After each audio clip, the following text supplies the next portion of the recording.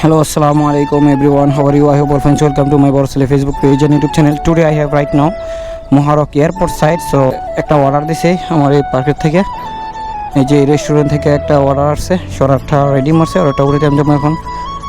এই তো আমার order ready.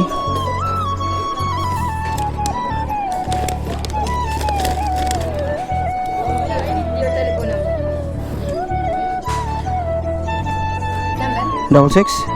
Thank you.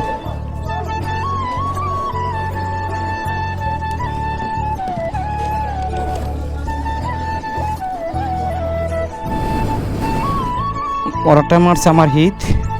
So আমার এখন হিটে যেতে হবে অর্ডারটা নিয়ে। এটা হলো একটা পার্ক, এখানে সব আরবিরা বিকালবেলা আসে ঘুরতে, এক্সারসাইজ করে। এই যে এয়ারপোর্ট সাইড এই পার্কটা।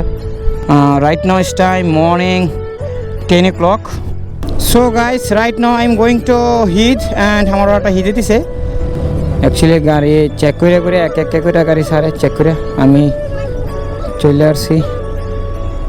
দেখি আমার যাইতে দেখি না।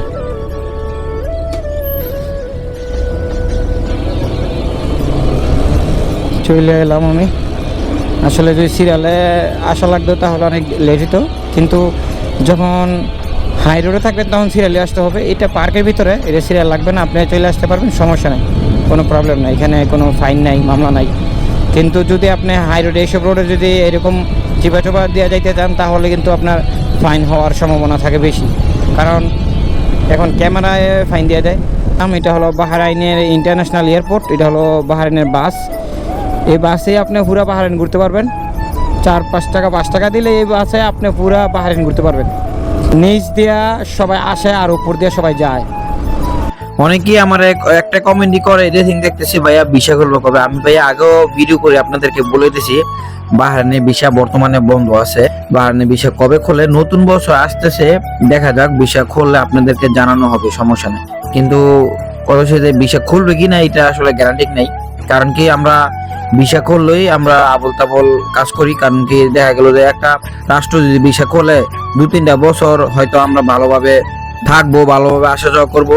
বাইরে মনে করেন এরকম অবস্থা, মানুষ বাংলাদেশও যেটা করছে, বাংলাদেশের মানুষ মনে করে যে এটা বিদেশে সেমই এটা করতে পারবে।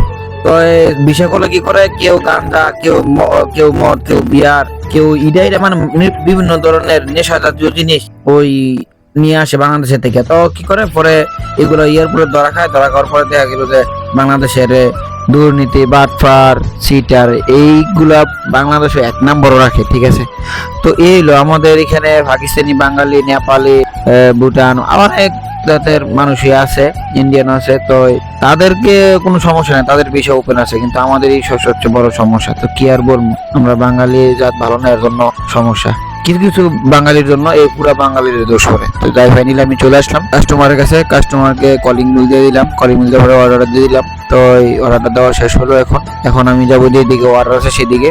তো যাই বলতেছিলাম, যদি ভিসা খোলে কখনো আপনাদেরকে জানানো হবে, ঠিক আছে। Thank you so much for watching my video, and ভালো লাগলে শেয়ার দিয়ে সবাইকে দেখার সুযোগ করে দেবেন। আসসালামু আলাইকুম।